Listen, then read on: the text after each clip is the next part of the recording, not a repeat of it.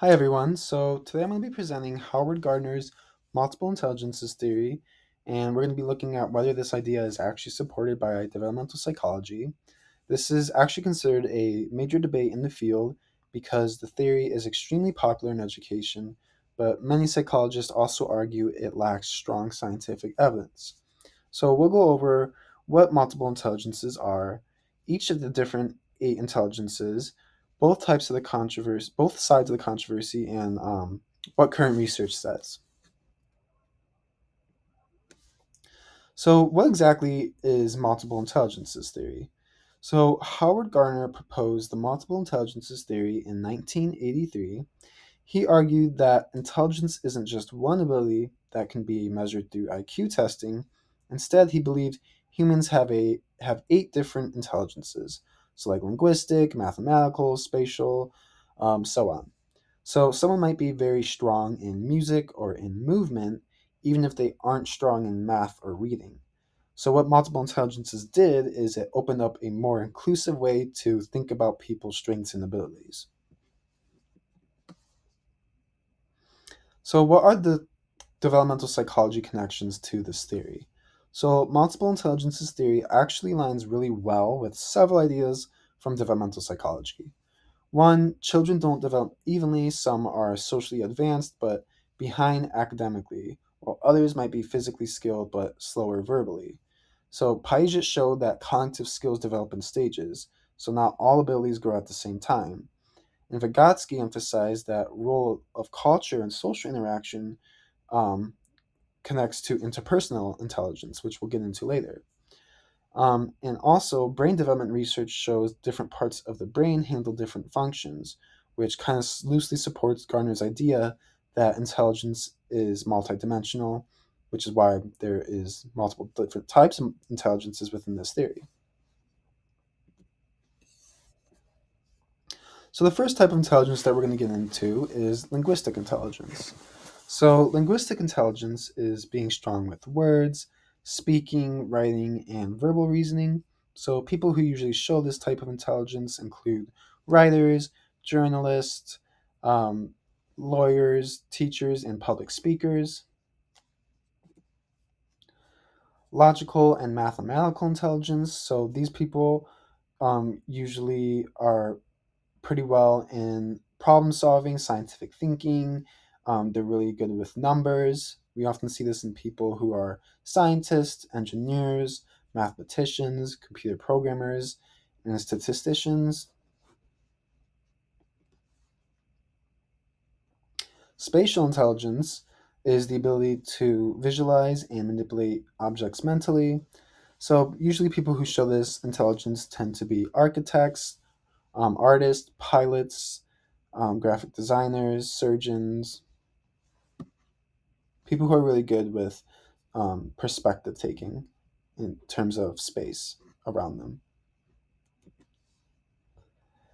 Bodily and kinesthetic intelligence. So, this is the ability to use the body effectively and coordinate movement. So, we usually see this in athletes, dancers, actors, and mechanics. The reason why mechanics is up there is because people with this type of intelligence also are really well with precise physical movement. So, even if it's fine motor skills or gross motor skills, they're really good with both. They're good at coordinating both movements, fine and gross motor. Musical intelligence. So, musical intelligence is being sensitive to rhythm, sound, pitch, and musical patterns. So, common examples include musicians, singers, composers, producers, and sound engineers. Interpersonal intelligence is the ability to understand other people and their emotions, intentions, and behaviors. So, usually we see this in people that are therapists, teachers, counselors, leaders, and social workers. These people are really strong in empathy, um, and they're good people, persons. Intrapersonal intelligence is having a strong self awareness and understanding of your own emotions, desires, and motivations. We often see this in psychologists, philosophers, writers, and spiritual leaders. So, the difference between interpersonal intelligence and intrapersonal intelligence is interpersonal intelligence is having strong intelligence about other people's emotions and intentions, whereas intrapersonal intelligence is about yourself and having a deeper understanding of your own motivations and your own emotions and intentions. Naturalistic intelligence. So, this intelligence involves understanding nature, recognizing patterns in the environment, and working with plants, animals, and ecosystems. So, often we see this in biologists, veterinarians, farmers, and environmental scientists, and even gardeners. So, what is the support for multiple intelligences theory? So, a lot of educators support multiple intelligences theory because it reflects how different kids learn. Research shows that multiple intelligences theory can boost creativity.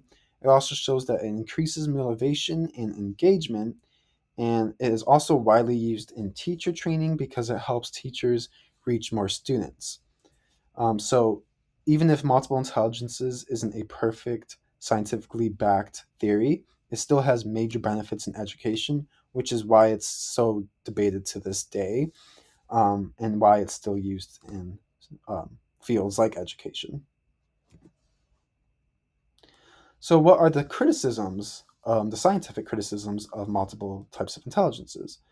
So, on the other side, many psychologists argue multiple intelligences isn't scientifically supported.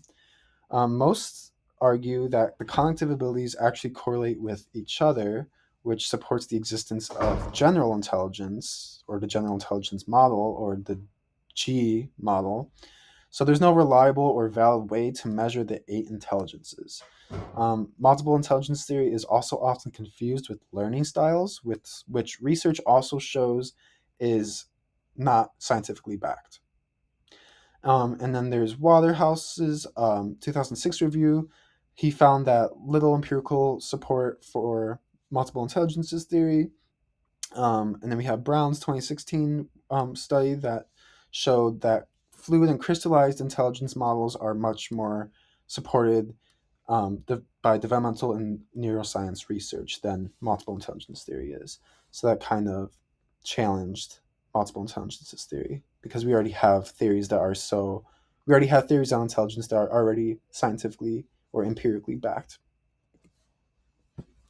So this leads us into the pros and cons of multiple types of intelligences. So overall, multiple intelligences have some clear pros and cons. On the positive side, it recognizes diverse strengths, helps personalize learning, and encourages creativity. However, on the negative side, it lacks strong scientific evidence, is hard to measure, and traditional models like IQ and the G factor predict real world outcomes much better, also including fluid and crystallized intelligence models.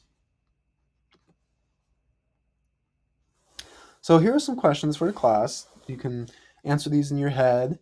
So, do you think intelligence is one ability or many? Should schools use multiple intelligences to design lessons? Are standardized tests fair? And should creativity and social skills count as intelligence? So, what are the key takeaways? So, to wrap it up, multiple intelligences is a powerful educational theory that helps teachers understand students' strengths and support them in different ways. So it also aligns with the idea that children develop unevenly across different domains. However, when it comes to actual scientific evidence, multiple intelligences theory is not as strong as theories like general intelligences or fluid intelligence or fluid and crystallized intelligences. So, a balanced way to think about intelligence might be that people have a general cognitive ability, but they also have unique strengths shaped by environment, culture, and development. Um, and here are my references. Thank you so much.